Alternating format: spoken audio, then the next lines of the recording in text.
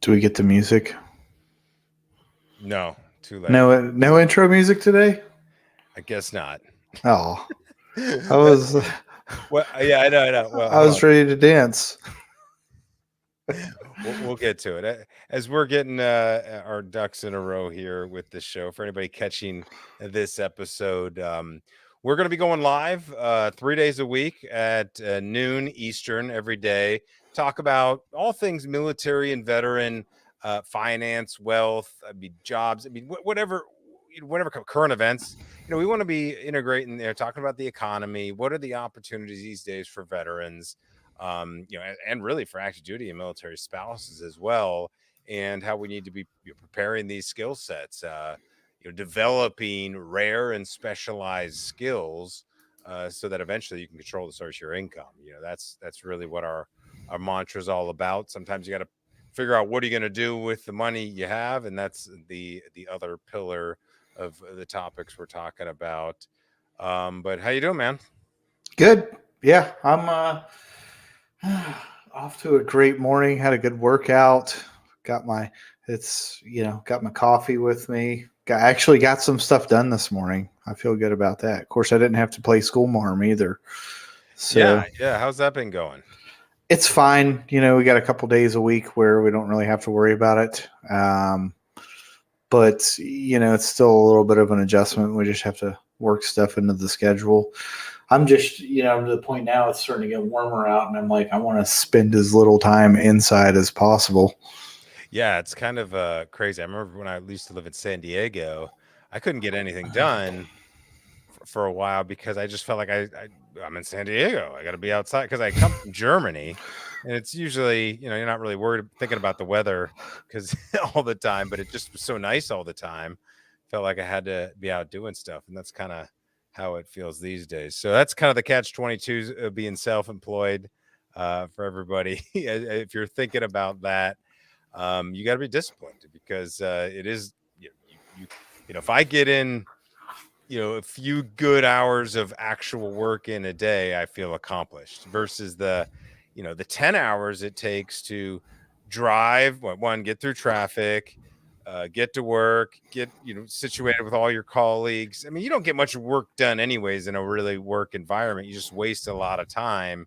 It's like the kids going to school these days. How much time is wasted just hoarding all the kids versus the actual teaching? So anyway, self-employment, homeschooling, it's coming one way or the other. And I think the more people that are preparing themselves for that type of lifestyle, yeah, it gives you more freedom and stuff. A lot of people don't think they're going to like it. No, I need to go to an office. You know, Bottom line is you might not have that choice. And so we want to at least set you up for that type of eventuality. Um, and speaking of being at home, one of the opportunities of working from home is the ability to get tax benefits because you can write off home offices and stuff like that. So, Trevor, I mean, you're the real estate guy, at least in this duo. I've had my experience with getting into buying my own place a couple of times, and I'll talk about that in a minute. But the reason I wanted to ask you about this and kind of talk it up on today's episode, is because I was having a call with a client yesterday. Just got out of the military, just had a baby, just moved to a new place, did DoD skill bridge, got hired by that firm, that company, and so everything's working out. So he asked me, he goes, we're renting our house. We have an option to buy it. Should I do that right now? And I was like, well, there's a lot of things to think about. The traditional approach would be absolutely buy your home, use the VA loan. Duh, of course. How come you haven't used it already? That's kind of the way the real estate market and the mortgage lender market pitches is like, oh my gosh, you served your country. You deserve to own a part of it. Like it's some sort of right to use the VA loan. And I'm sitting here going like, no, no, no, no. It backfired on me because I ended up with a property I didn't want. And I just did it because I thought I needed to use the VA loan. And how dare I pay a landlord? I should be building equity. And so, I saw the flip side of how it can backfire if you're not using it with the right intention at the right time and that kind of stuff. So anyways, we can get into that a little bit. But everybody, I'm Scott Tucker, and this is the U.S. Vet Wealth Live show I think we're going to call it for now. But Trevor, if you want to say hi real quick. Hey guys, Trevor Maxwell, also with US Vet Wealth.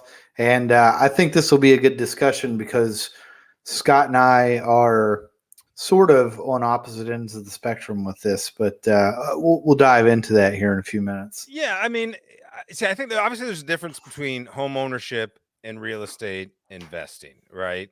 Mm-hmm.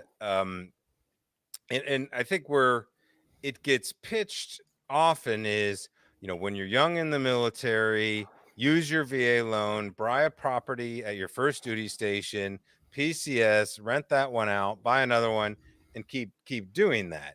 And yeah, obviously that can end up with having a nice real estate portfolio.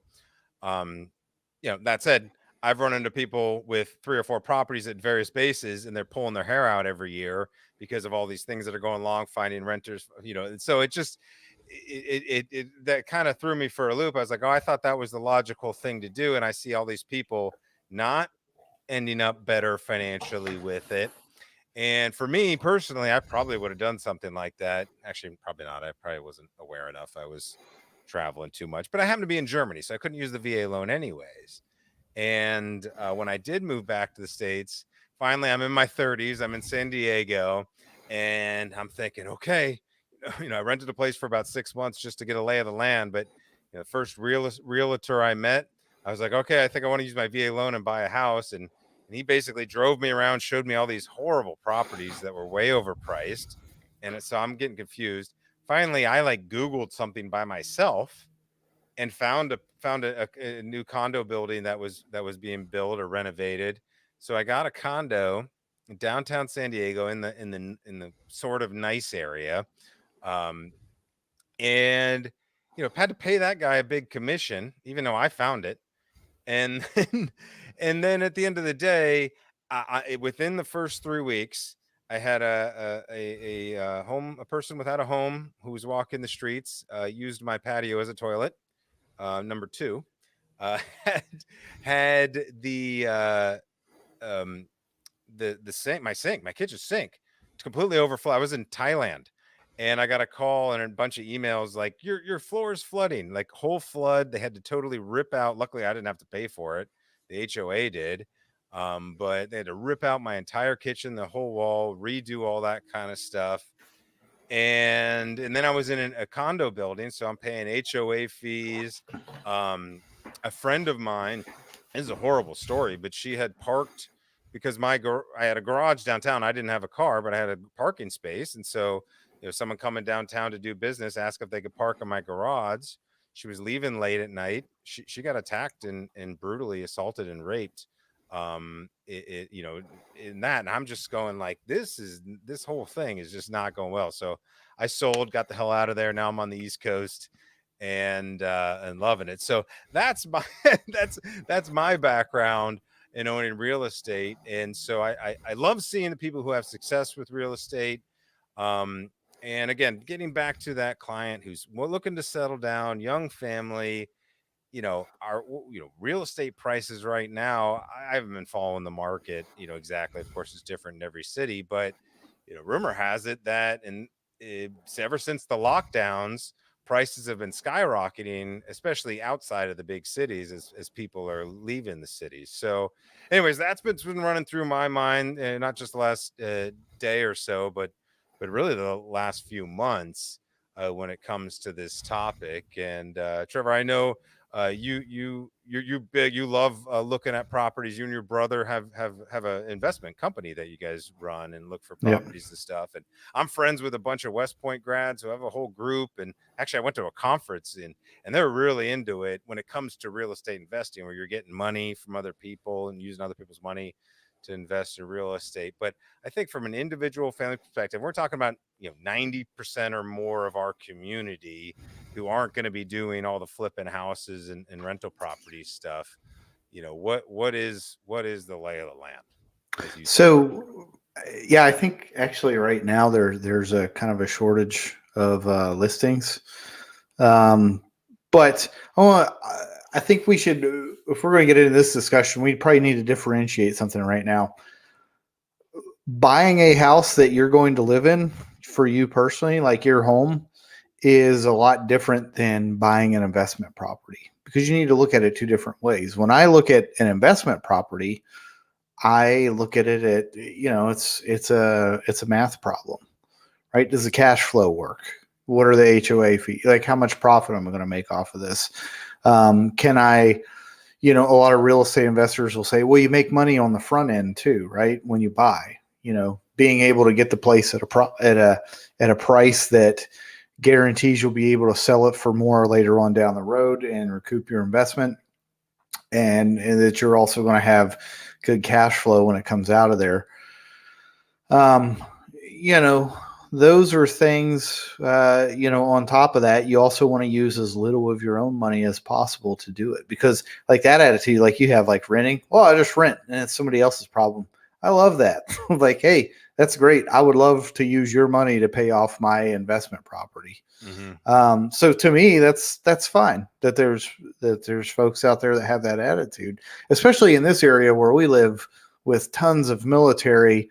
There's really no shortage of renters. Yeah. I mean, I'm a renter in this area, and quite frankly, I'm going on 2 years. Yeah, would I love to own property out here? Absolutely.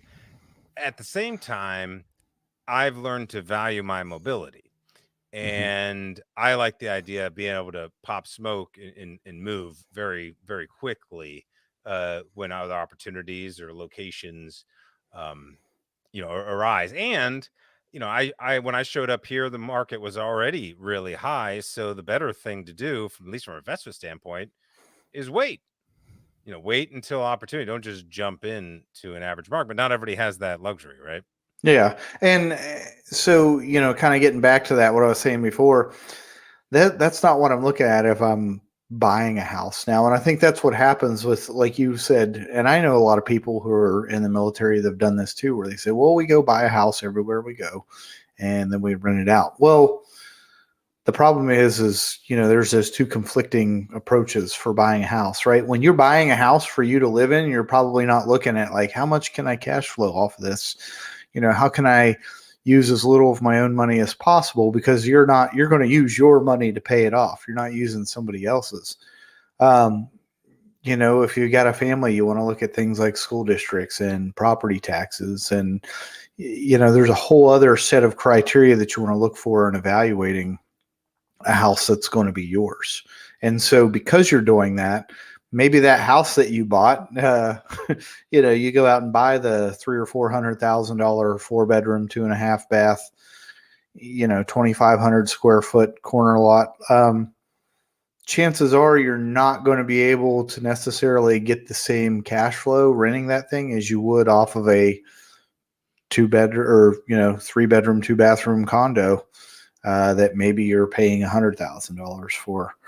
So, but the good thing is like, hey, you know what? If I get orders to come back into this area, awesome. I already have a place to stay. I don't have to go through the hassle of getting approved for a loan and all this other stuff. It's just, you risk that when you move away and somebody moves into that, if you're not doing something like refinancing the property to make sure the difference between what you owe on it and what you're getting every month for it, that gap is as big as possible. You're going to incur some costs. You also probably want to look at some other things too that real estate investors know, like, should I take this house and get it titled under an LLC? Because that way, if a whoever's living there, if they fall off a stair and break their leg, or they have a barbecue and their aunt falls down the stairs and breaks her hip, it's your fault because you own it, right? Well, what if they sue you? If you own that house outright, you might find yourself into some trouble. So, that's another thing that a real estate investor is like, okay, how do I protect myself from a liability standpoint? So that's that's why I like to tell people, like, let's look at this as two different ways. If you're going to buy this house and you're going to move away for a few years and rent it out to somebody else, then we need to come back and readjust your strategy here. But, on the overall, I love real estate. I think it's an awesome investment. It's a good way to provide cash flow. It takes a lot of learning to learn how to do it right, but there's a lot of resources out there. I think a lot of people get into it and, they don't really, they just said, well, I talked to my friend and he said this. And it's like, okay, what else have you done? Right. Yeah. That's not good research. I've read tons of books. I talked to not just one, but bunches of real estate investors. I'm a member of the Tidewater Real Estate Investors Group, TRIG, which that is an awesome resource. Those types of groups like that, because now I know people that do all different kinds of real estate investing, contractors, stuff like that. That I've kind of built that what we would call in our business your circle of influence. Mm-hmm. Right now, I have a whole bunch of friends that do all this stuff. But it's like that goes back to the networking thing, right? If I have something wrong with my house, no big deal. I know who to call. I've already got somebody because they're probably working on one of my properties for me. Mm-hmm. Now, okay, so I get that. I think with the real estate investment, if you want to add it as part of your wealth management strategy, more moving parts. You got to be more involved, and some people don't want to do that. So, I'm thinking about my parents growing up. My dad was a football coach, so football coaches are kind of like military. They move around a lot, but every time my parents moved, my dad would sell the house and then buy a new one. And I think some military might do that as well. They think they got to sell before they buy a new one. But even this first time home buyer type approach, let's go back to this, young family, 20, 28, 29 years old. Again, just got out of the military, new job. We're in a crazy economy. This is the place where families around, new baby. This is where the parents or grandparents are at. So chances are going to stay, not even really thinking about, hey, eventually I'm going to rent it out to somebody else.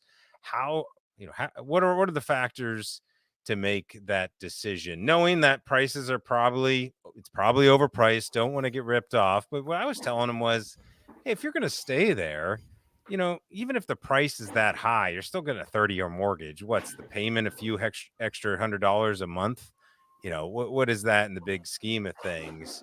If that's where you want to be, and maybe you are building equity, you're also getting, tax benefits. So, you can pull up spreadsheets and do charts to figure out exactly, what the thing is. But when does just emotion and gut come into play? Be like, hey, this is what I want.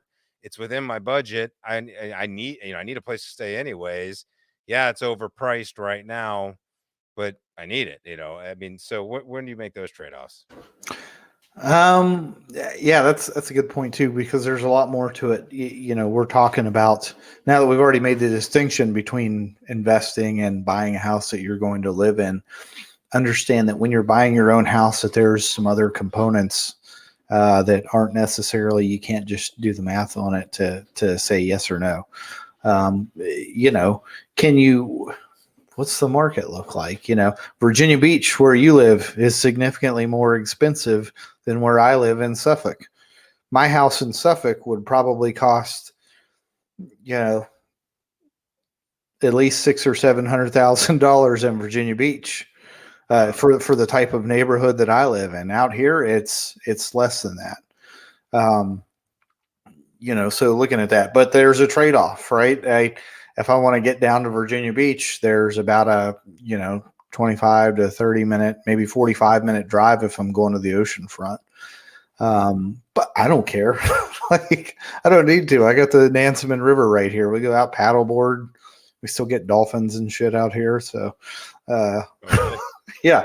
Do you get drive-by shootings? We had that in my neighborhood. We don't. On the beach. Okay. Knock on wood. Not in this. Not adding that to the price. Not in this part of Suffolk yet.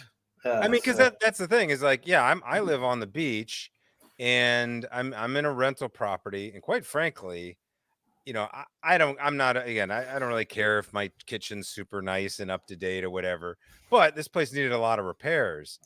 And so our landlord or the homeowner has been working with these contractors, and they'll just show up randomly. They start something and don't finish it, and it's really frustrating. I can't even imagine what frustrating is for the person paying for all this. But at the end of the day, yeah, and there was, we actually live in a pretty safe neighborhood, but there was a party at an Airbnb. People started shooting at each other, and so there are those things. That said, I was looking at local real estate around here, and $750,000 to $1 million for the type of property that we're in right now, and it's just like, wow, but high demand to be on the beach, so there are trade-offs there too. Yeah, I mean it's tough, and I think right now, I don't know. People say, "Oh, we're in a bubble." Or people ask me if I think we're in a bubble. The answer is I don't know. Nobody knows. People that say they do, they're either taking a guess and they're going to get really lucky, or they're taking a guess and they're going to look like a complete asshole down the road because people are going to realize they have no idea what they're talking about. Yes, real estate prices rise. Virginia Beach obviously is one of the areas where it's more expensive than it is around, other parts in this area. But yeah, I don't know what to tell you. Who's to say, like, the market, because right now, there's more people wanting to buy a house than there are people willing to sell. So No, that does drive the price up a little bit. yeah, and I think the difference this time around is back in the 2008, before that, bubble and crash, literally everybody thought that the real estate market only goes up, like real estate only increases in value. At least now, I hope people are aware that that's not true at all. Real estate can go down. High prices can mean that there will be a rebound, and but there's no way of knowing if and when. It's all about supply and demand. And Well, the same thing with the stock market. Why is the stock market so high right now? Is there a lot of demand for the stock market? Kind of, but who's doing it? Who's buying it? Well, it's all the money that just got printed out of nowhere, and they gave it to the corporations who are inflating the market. So I'm curious: is real estate at all inflated in that regard, or is it really because people are moving that much? And it's like this guy. I saw a guy in Bozeman, Montana, holding a sign: "Have cash, 600,000. We'll buy. Just show us a property." There's no properties. Nothing available. Well, I think that's, you also have a lot of people moving from places like California that have ridiculous public policies and taxes. And Joe Rogan talks about it all the time. I'll tell you my own personal example, right? I bought my first house here in Portsmouth, about 2 miles in a straight line from where my house is now. Oh, really? Portsmouth is not like there's some nice areas. There's some crappy areas. Mine was where I lived was in between, but I paid. How old were you when you bought your first place? 23. Okay, so you did start young. Yeah. So, and we'll talk more about the VA loan when we get in after I talk about this example, but I bought my first house in 2003 for $88,000. Technically it was a 2-bedroom, 2-bathroom. It was sort of a 3-bedroom. It had a loft area, but you couldn't count it so I bought it for $88,000. I sold it 3 years later for $169,000 at the height of the bubble. Right. So then I moved to Virginia Beach. I bought my new house, which was a brand new condo, new construction in Virginia Beach in a nice new little cookie cutter neighborhood I think I paid $296 for it. I lived there for 6 years. Luckily, I threw a bunch of money, like basically all the money I made from the new place. I think I put I don't know, $55,000 down on this, which, when I look back on it, was maybe a mistake and a smart thing to do at the same time. I'll explore both branches of that, but I sold that 6 years later for $237. Wow. Okay. Because 2006, it was pretty high. Obviously, 2008 came around, and that neighborhood that I lived in, there were a bunch of foreclosures. So people just dropped your price down. People were like, "Oh my God, like I don't, what am I going to do? My house isn't worth." They're like, "I'm going to try to sell this." That's where the panic selling comes into place. people were trying to sell their house before it goes any lower, and it can't. Too many people were trying to offload their houses, and not enough people were willing to buy them. So Why'd you decide to sell then if it had dropped? in 2000, so I wanted to move. I got sick of living in that place, the condo. I wanted to go buy like a smaller ranch house, single story, just have my own single family type place. But I was a single guy, E7. I didn't really have a care in the world. I just was like, oh, I want to go buy a ranch house instead. So I was like, that's okay. I'll take the hit. Were you not into real estate investing at the time? No, You hadn't even thought about renting it out. Okay. nope. So yeah, I went and bought my next house. Lived there for a couple of years. Met my wife. Sold that a couple of years later, and I actually made money off of that. Not as much as I did selling my first house, but it's so yeah, real estate can go down in value. And so I was talking about those two branches we could explore, right? This is one of the things that I like about the VA loan is if you get approved for it, whatever amount you get approved for, you don't have to put money down on that house. It's the VA basically gives you a guarantee that says like, yes, this person, can finance this much. And I think the limit now, I don't know what the limit is right now. I'd have to go look. I think it was like last year it was 475 in this area. If you go out to San Diego, it's probably like 800,000 because it just depends on what area you live in. So you don't have to put money down on it.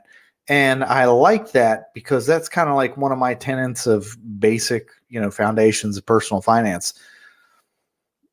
Don't put money into something that, isn't necessarily going to give you a return. Like a lot of people think of their house as an investment. And your house is not an investment. It's an asset, right? It's not an investment because it sort of provides you a rate of return. The real estate market hopefully grows the value of the house unless, you're like me and you lost $60,000. But also it doesn't provide you any kind of income. So your house is an asset. It's not an income producing asset.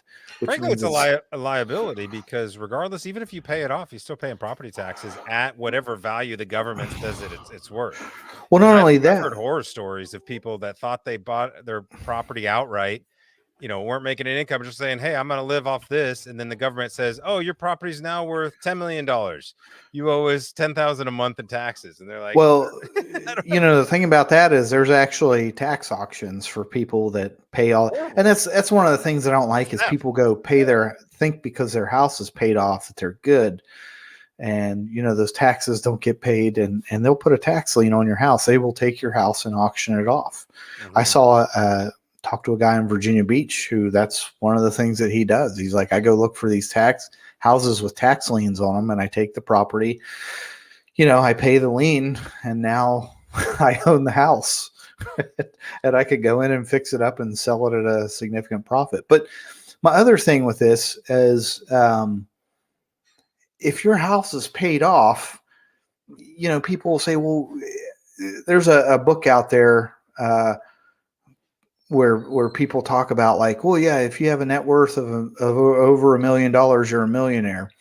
The problem that I have with this book is a lot of that wealth, quote unquote, that these people have is tied up in their house because they have their house paid off and then it's in a retirement account. It's like, if I have $1 million that I can't access unless I either sell my house or have it in a retirement account that I can't touch for 10 years, who gives a shit? That's like, who cares, right? I don't, if somebody wanted to give me a Ferrari and they're like, we're going to give you this Ferrari, but you have to keep it in your garage until you're 65 years old. Like, why do I want that? Right? I still have to pay taxes on it and keep the registration on it, but I can't drive it. Like, who cares? So, Go ahead. I was going to say, I mean, that's what I write about in the book, and I think we'll wrap it up here a little bit. I'll let you finish your thoughts, but obviously, I think we can just talk about this more, go deeper in future episodes. But we're coming up on time. But that's what I read about in the book. It's like the American dream has been shoved down our throats about go get your college degree, go get that good job, buy your homeowner, everybody, the American dream, buy your own home and then save for retirement. And it's like, you're in America. Those shouldn't be the goals. Those should be it's like almost too easy to do those things. What's next beyond that? Because I think a lot of people who hit those goals are kind of like, that's it. Like, I don't see what the big deal is, especially if you're like looking at yourself on paper. Honestly, that was my father. Who I remember when he hit that $1 million mark, it was all in retirement accounts and a little bit of his home. And he was too afraid to use it. I mean, he was very stingy about pulling money out, and he ended up golfing until he died on a golf course, just a few years after he retired. And it's like, Dad, what did you save all this for? I don't want it. I know there's going to be an inheritance one day, but so it just really broke my heart. I just see so many people being led down that path of mediocrity when there's just so much more abundance and opportunity out there. But we'll get into that a lot more. If you have questions about real estate, make sure you're leaving comments so we can get Trevor to go in a little bit deeper. Trevor, you have any thoughts you want to leave us with today? Yeah. Well, I'll just say this because the whole point is, should you use a VA loan? If you're a service member and you've got a family or you want to buy a house for you to live in, I like the VA loan. I think it's great. I would recommend if I know you don't necessarily. I No, like I it was going to because say, what veteran who wouldn't use the VA loan? Like, yeah. I just don't like how the VA loan is pushed on people. Like, oh my God, you haven't used it yet? Oh, Well, that's I think that's manipulative sales tactic. there's some things that in there that I like about it. Like, if something happens, like you're killed in action, then they consider your debt paid in full if you Okay. have a VA loan. A lot of people didn't know that. That was something that, I had heard before, and I went and looked it up, and I was like, is that for real? And, when I went and looked it up, I was like, oh, yeah, it is. And then, you don't have to put money down, which I really like, because now who can, like, I pay the minimum amount on my house. Why? Because I would rather take that money that I'm making on top of that and put that towards something that's actually going to work for me. And the big thing about that too, VA loans are portable. If you could go refinance a house that you have now and go buy another one, I mean, there's tons of ways. We could spend a lot of time talking about this on here, but if you're a service member and you are looking to buy a house, if you have a family, whatever, I like it. Really, there's mortgage professionals out there that are really good with this stuff. I know a few. One lady that I know just through a networking group, she's like the number one in this area, and I think she's like number 3 in the state of Virginia. She's like, if I have questions about VA loans, I go ask her. But yeah, so I at least wanted to hit that since that was kind of the topic of discussion today. Yeah. We just wanted to kind of get that thrown out there based on a conversation. I don't understand why anybody wouldn't use the VA loan. It's like, we know it's a good option if you're going to do it. The question is, is now a good time for it? Are you in a good spot in your life for it? So, Yeah. these are all things. Obviously, we can go hours and hours on each aspect of it. Just wanted to kind of get that conversation started as we're getting this live show going. Again, we're going to be going 3 days a week at noon, Monday, Wednesday, Friday at noon, to talk about all things going on, really, current events. How does what's going on in the modern economy apply to the service member and veteran community as they're preparing for post-military life or life outside of the military, or tapping into all these opportunities. And I think in the future we'll talk about some other real estate a lot that I like. It's internet real estate. I think that's another way to tap into other sources of income as well. So that's what we're about here on this show, is trying to find different ways of building your skill sets, creating your personal brand, your identity, and developing a wealth strategy where it's not just all locked up. We can actually use your money to go out and invest in things, invest in yourself, create time for yourself, invest in your education, not just wait for retirement, because that is typically very low on people's priority list. Then why is that where most of their money's going for saving and investing? Makes absolutely no sense. That's what everybody does. But so that's why we're going against the grain at US Vet Wealth. And, for the people who are right, or just like, oh, I've been looking for something like that, please hit us up, connect with us on LinkedIn. Scott Tucker, Trevor Maxwell, send us a message. We'd love to connect, chat more. Of course, visit usvetwealth.com. Let me throw this up here. If you can visit our resources page, you can get access to our courses, our books. We got a ton of books. You can see the main book back here, but we've also got for career military that are getting out and needing to figure out what they're going to do about the survivor benefit plan question. That's what this book is all about. You can I've get. got. Oh, you got We'll one. do double exposure. You could do. I got a whole webinar series and a series of videos on that. I teach you all how to do it. Obviously, you get the PDF version for free online when you sign up for the webinar. That's at survivorlibertyplan.com as well. You can actually get that right from this page as well. And then likewise, actually, I just got hit up this morning. People asking, what do I do with my thrift savings plan or my retirement accounts? It's like, okay, if I already did save my money in those types of accounts, what do I do with it now, given that stock market's at all-time highs, yet we're overinflated, economy's very much up in the air, the bond market's kind of crazy. What are the options to protect the money that we've saved? So that's what I read about in this book. These are just short 50-page pamphlet style books, but I really get down to the roots of what are the problems. And this one, I talk about the coming retirement crisis, which really is separate from everything going on right now. I actually wrote most of this before the whole COVID thing hit, and it really has to do with the demographics, the fact that more and more baby boomers are retiring, which means there's less money to put into the market as they start to pull it out. Market's going to come down. Millennials and stuff don't have money. I bet there's similar parallels in the real estate market. But all right, so as we should have expected, you and I are both big talkers, so we're a little over Hey, for today. But yeah, let me throw in one more shameless plug for my do it. podcast. Oh Hey, yeah, that's the bit. week after next. So today I've got an interview with Herb Thompson. I don't know if if you're retiring out of the military or transitioning. He's the author of the Transition Mission. Oh yeah, Herb's a retired Green Beret, and I always see his stuff on LinkedIn, but I asked him like, hey man, come on the podcast. So man. Get to Vet podcast. Scott's episode is our latest. It's out right now. We release new episodes every Monday at noon. So check that out as well. I'm looking forward to recording that. There's probably going to be a lot of bad language on this one though. So.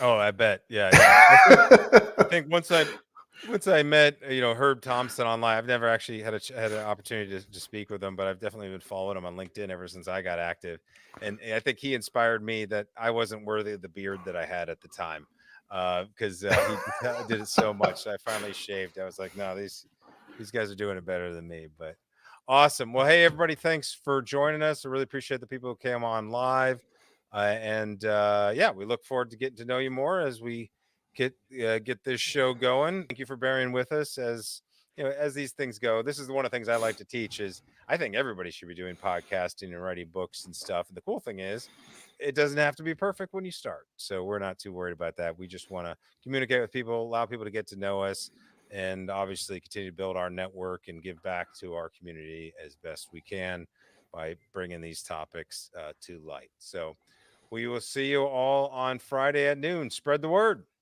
Thanks. Have a good one.